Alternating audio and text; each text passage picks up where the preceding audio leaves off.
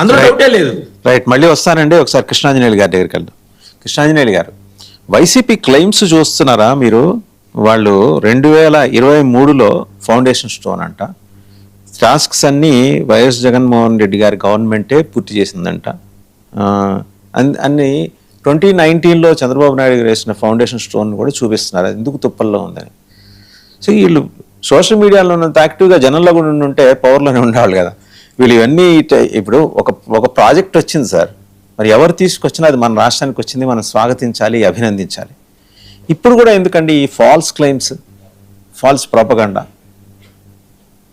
వాసుదేవన్ గారు నమస్తే, panel members అందరికి కూడా నమస్కారం. వైఎస్ఆర్ కాంగ్రెస్ పార్టీ ఈ క్రెడిట్ తీసుకోవాలనే ప్రయత్నం చేసి ప్రచారం చేస్తుంది, అన్నీ మేమేం చేసామని చెప్పేటువంటి ప్రయత్నం చేస్తున్నారు.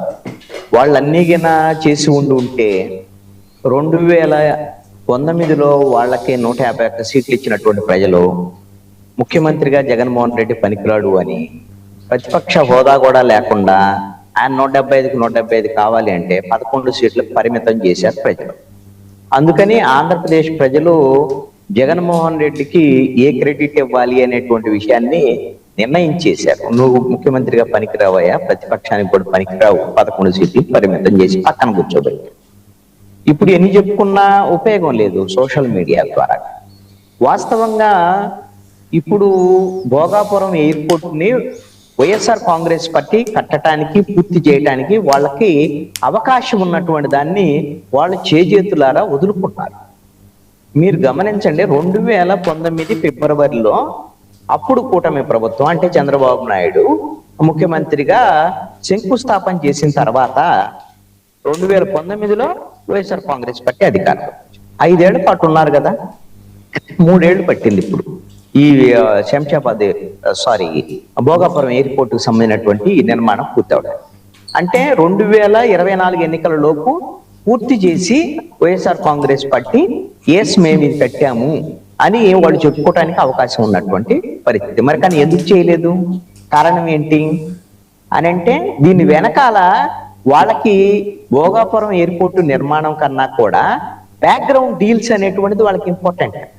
2019 ఫిబ్రవరిలో శంకుస్థాపన చేయడానికి ఆ సమయంలో భూసేకరణకు సంబంధించి ప్రభుత్వం చేపడుతుంటే ఇదే జగన్మోహన్ రెడ్డి రైతులకు మేము అండగా ఉంటాం, భూసేకరణ చేయొద్దు, భూసేకరణ మేము అడ్డుకుంటాం, మా ప్రభుత్వం వస్తే ఆ భూములు తిరిగి ఇచ్చేస్తాం అని ఇవన్నీ కూడా చెప్పాడు. ఆ ఎర్రబోసురాని ప్రాంతానికి ఎయిర్పోర్ట్స్ వస్తుంది, అసలు ఇక్కడ ఎందుకు, విశాఖపట్నం ఎయిర్పోర్ట్ లో ఇప్పుడు ఈగలు తోలుకుంటున్నాం, ఇప్పుడు కొత్త ఎయిర్పోర్ట్ అవసరమా, ఇవన్నీ కూడా జగన్మోహన్ రెడ్డి మాట్లాడాడు. మాట్లాడిన తర్వాత సరే శంకుస్థాపన జరిగింది, ఈ ఎయిర్పోర్ట్ కింద నిర్మాణం కింద చేసేటువంటి ప్రయత్నం కింద వాళ్ళు చేసి ఉంటే వాళ్ళు 3.5 ఏళ్ళు అయిపోయి ఉండేది కదా. తర్వాత ఏం జరిగింది? ఏది జిఎంఆర్కి సంబంధించినటువంటి వాళ్ళకి ప్రైవేటు డీల్స్ చేసుకొని, అదే విధంగా వాళ్ళ కాకినాడ SEZ లో సంబంధించినటువంటి భూములకు సంబంధించి జిఎంఆర్ కు ఉన్నటువంటి కొన్ని భూములు, వీటికి సంబంధించిన అరవిందో వాళ్ళకి ట్రాన్స్ఫర్ చేసుకోవటము, ఆ తర్వాత కొన్ని డీల్స్, ఈ నేపథ్యం. ఆ తర్వాత 2023లో ఈ పనులు ప్రారంభించడానికి ప్రయత్నం చేసింది. 2024 ఎన్నికలు ఉంటాయి, 24 ఏప్రిల్ ఎన్నికలు ఉంటే 23లో ప్రారంభిస్తే అది అయ్యేది కాదు కదా. ఈ విషయం జగన్మోహన్ రెడ్డి కూడా తెలుసు. అంటే ఆయనకి ఈ ఎయిర్పోర్ట్ ప్రారంభం కావడం కన్నా బ్యాక్గ్రౌండ్ డీల్స్ ఇంపార్టెంట్, జిఎంఆర్ తో డీల్స్ ఇంపార్టెంట్, అరవిందోకు భూములు సంబంధించి బదలాయింపులు ఇవి ఇంపార్టెంట్. దీనికి ప్రాధాన్యత ఇచ్చినటువంటి జగన్మోహన్ రెడ్డికి ఈ క్రెడిట్ తీసుకునేటువంటి అర్హత ఎక్కడుంది మీకు? అందుకనే శంషాబాద్ ఎయిర్పోర్ట్ కు సంబంధించినటువంటి విషయంలో మనం ఒక ఉదాహరణ తీసుకోవచ్చు. 2004 ఎన్నికలకు ముందే చంద్రబాబు నాయుడు ఆ రోజున 2003లో అనుకుంటా శంషాబాద్ ఎయిర్పోర్ట్ కు సంబంధించినటువంటి శంకుస్థాపన చేశారు. ఇదే జిఎంఆర్ దానికి సంబంధించినటువంటి నిర్మాణం చెప్పారు. మరి ఆ తర్వాత 2004 ఎన్నికల్లో వైఎస్ఆర్ కాంగ్రెస్ పార్టీ అధికారంలోకి వచ్చింది. ఆ రోజున రాజశేఖర రెడ్డి దాన్ని యథాతథంగా దానికి సంబంధించినటువంటి పనులు కొనసాగించారు. 2008లో శంషాబాద్ ఎయిర్పోర్ట్ ప్రారంభించారు. ఆ క్రెడిట్ మరి ఎవరికి వచ్చింది? శంకుస్థాపన చేసింది చంద్రబాబు నాయుడు అయినా రాజశేఖర రెడ్డి పూర్తి చేశాడు. జిఎంఆర్ కు సంబంధించినటువంటి శంషాబాద్ ఎయిర్పోర్ట్ ని అంతర్జాతీయ విమానాశ్రయాన్ని అని రాజశేఖర రెడ్డికి కాంగ్రెస్ పార్టీకి ఆ క్రెడిట్ వచ్చింది కదా. మీరు చేసిన 2 ప్రస్తావనలకి సంబంధించిన బైట్స్ ఉన్నాయండి. జస్ట్ మీరు ఉటంకించారు కాబట్టి ఒకసారి చూసి మళ్ళీ మీ దగ్గరికి వద్దాం, ఒకసారి చూద్దాం. ఆ రోజు ఎర్ర బస్సు ఎయిర్పోర్ట్ హైదరాబాద్, నా first airport Hyderabad airport Shri Rajasekhara Reddy గారు ఫౌండేషన్ వేశారు. మళ్ళీ ఆయనే సీఎం ఉంటూ ఇనాగరేట్ చేశారు. రెండు మా ఢిల్లీ ఎయిర్పోర్ట్ రాజశేఖర రెడ్డి గారే వారితో పాటు వచ్చి ఇనాగరేట్ చేశారు. వారు ఈ రోజుని అది భగవంతుడు నిర్ణయం చేయదు. వారి తనయుడు జగన్మోహన్ రెడ్డి గారు వారి అమృతాలతో ఈ రోజుని నాకు ఫౌండేషన్ వేయడం అది రెండో సంతోషమైంది. నిజంగాను వారే దీన్ని మళ్ళీ ఇనాగరేట్ చేయాలని నేను భగవంతుడిని కోరుకుంటున్నాను. నేను ఇది ఈ రోజు నా 73 సంవత్సరాలు, this is the happiest day నాకు. ఈ రోజు నా ఫస్ట్ ఎయిర్పోర్ట్. ఈ గ్రామానికి ఎయిర్పోర్ట్ ఎందుకు సార్ అని అడుగుతా ఉంది నర్సాయమ్మ. ఈ ఎర్ర బస్సు కూడా కానీ ఈ గ్రామానికి ఎయిర్పోర్ట్ ఎందుకు సార్ అని అడుగుతా ఉంది నర్సాయమ్మ. ఈ ఎర్ర బస్సు కూడా కానీ ఈ గ్రామానికి ఎయిర్పోర్ట్ ఎందుకు సార్ అని అడుగుతా ఉంది నర్సాయమ్మ. ఇప్పుడు జగన్మోహన్ రెడ్డి గారు ఆ అమ్మాయి ఎవరో అన్నది పక్కన అనే మాట చెప్పారు, ఆయన అనలేదు. అది ఎర్ర బస్సు రాని చోటకి ఎయిర్ బస్సు ఎందుకని ఎవరో అన్న విషయాన్ని ఆయన ఉటంకించారు అక్కడ. ఇక్కడ వాసుదేవన్ గారు ఒక అంశము, ఇప్పుడు ఒక ఎయిర్పోర్ట్ వస్తున్నప్పుడు భూసేకరణ ఇవన్నీ కూడా జరుగుతాయి. ఆ భూసేకరణని బహిరంగంగా ఆ రోజున ప్రతిపక్షంలో ఉన్నటువంటి జగన్మోహన్ రెడ్డి వ్యతిరేకించినటువంటి మాట వాస్తవం. ఈ భూసేకరణ దీన్ని మేము వ్యతిరేకిస్తున్నాము, రైతులకి మేము అధికారంలోకి వస్తే భూములు తిరిగి ఇచ్చేస్తాము అని మాట్లాడినటువంటి మాట కూడా వాస్తవం. దీన్ని ఎవరు కాదనలేనటువంటి విషయం. ఆ రోజునేమి భోగాపురం ఎయిర్పోర్ట్ కు శంకుస్థాపన జరిగితే భూసేకరణకు సంబంధించినటువంటి విషయంలో ఆ నోటిఫికేషన్ దాన్ని వ్యతిరేకించారు జగన్మోహన్ రెడ్డి. మరి ఆ తర్వాత కనీసంగా ఒకే ఒక శంకుస్థాపన జరిగింది, దాన్ని కొనసాగించుంటే బాగుండేది కదా. మీరు ఒక అంశాన్ని గమనించండి, ఈ క్రెడిట్ ఎవరిది అని అంటే ఆంధ్రప్రదేశ్ ప్రజలది, ఆంధ్రప్రదేశ్ ప్రభుత్వానికి. జిఎంఆర్ ఎలాగో వాళ్ళకి ఎవరైనా ఏ పారిశ్రామికవేత్త అయినా ఒక ప్రాజెక్ట్ వస్తే దాని నిర్మాణం ఎంత తొందరగా చేస్తే అంత తొందరగా యాక్టివిటీ ఆపరేషన్స్ మొదలైతే వాళ్ళకి డబ్బులు వస్తాయి. ఈ విషయం దుండి రాకేష్ గారికి తెలుసు, ఆయన వ్యాపారవేత్త. ఎవరైనా సరే ఏ జిఎంఆర్ అయినా ఇంకొకటైనా ఎవరైనా వ్యాపారాలు చేసేవాళ్ళు హాయిగా వాళ్ళకి అవకాశం వస్తే ఇది చేస్తారు.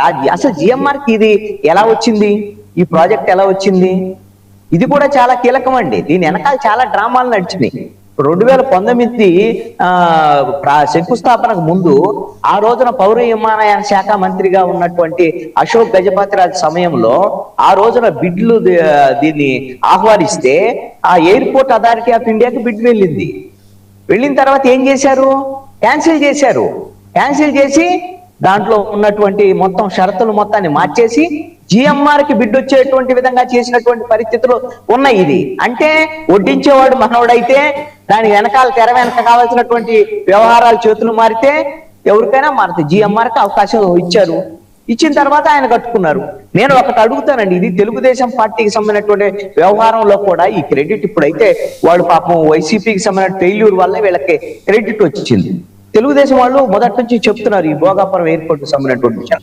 97లో ఈ విషయం చంద్రబాబు నాయుడు ఆ రోజు ముఖ్యమంత్రిగా ఉన్న సమయంలో ఆయనకు వచ్చినటువంటి ఆలోచన వేస్తూ వచ్చి ఉండొచ్చు. 95లో ముఖ్యమంత్రి అయ్యాడు చంద్రబాబు నాయుడు, 97లో ఆలోచన వచ్చింది. మళ్ళీ 99లో ముఖ్యమంత్రి అయ్యాడుగా చంద్రబాబు నాయుడు.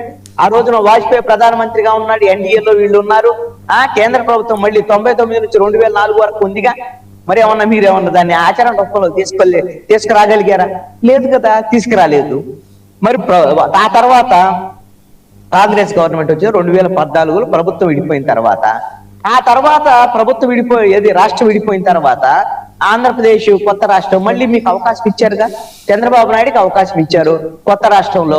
నువ్వు ముఖ్యమంత్రి అయిన తర్వాత ఏమైనా మరి అప్పుడైనా సరే భోగాపురం సంబంధించినటువంటి ఎయిర్పోర్ట్ వెంటనే ప్రారంభిస్తే 2019 కల్లా అయిపోయి ఉండేది కదా. 2015లో మీ ప్రాసెస్ ఇవన్నీ మొదలుపెట్టి ఎన్నికలు వస్తాయనగా మీరు 2019లో ఫిబ్రవరిలో శంకుస్థాపన చేస్తే ఎన్నికలు ఏప్రిల్లో ఉంటే మీరు ఏం చేయటానికి? మేము శంకుస్థాపన చేసామని చెప్పుకోవడానికి తప్ప దేనికైనా పనికి వస్తుందా? అది అవకాశం వస్తే దాన్ని జగన్మోహన్ రెడ్డి చేతులారా వదులుకున్నటువంటి పరిస్థితి. ఇప్పుడైతే ఎట్లా కట్ట వాళ్ళ జిఎంఆర్ వాళ్ళకి సంబంధించినటువంటి వ్యవహారం ఇవన్నిటిని కుదిరేటువంటి పరిస్థితులు ఉంది. ఇప్పుడు రామ్మోహన్ నాయుడు ఇప్పుడు ఉన్నటువంటి హడావుడి చేసి కొంత దాని నిర్మాణాలని ఈ 3.5 సంవత్సరాలు పూర్తి చేసేటువంటి ప్రయత్నం చేశారు. ఇది మంచిది, ఒక క్రెడిట్ వచ్చింది. ఈ క్రెడిట్ క్రెడిట్ ఎవరు తీసుకున్నా సార్, ఒక క్రెడిట్ ఎవరు తీసుకున్నా ప్రాసెస్ అండి. అదే క్రెడిట్ ఎవరు తీసుకున్నా ఇక్కడ నాకు బాగా సంతోషంగా అనిపిస్తున్న పేరు ఏంటంటే ఉత్తరాది వాళ్ళ పేర్లు లేకుండా అల్లూరి సీతారామరాజు ఇంటర్నేషనల్ ఎయిర్పోర్ట్, తెలుగువాడి గుండె ఉప్పొంగే లాంటి పేరైతే పెట్టారు అక్కడ. అది మనం స్వాగతించి తీరాలి. ఒకసారి మనం షేక్ బాజీ గారి దగ్గరికి వెళ్దాం. సార్ వీళ్ళిద్దరు క్రెడిట్ వారు చూస్తున్నారు, క్లెయిమ్స్ క్రెడిట్స్. మధ్యలో ఎక్కడన్నా మేము మాట్లాడిన దీని గురించి చెప్పుకోవడానికి కాంగ్రెస్ పార్టీ వైపు నుంచి ఏదన్నా ఒక సమర్థన జరిగిందా ఇన్నాళ్ళు? అండ్ నిన్న తెలుగుదేశం పార్టీ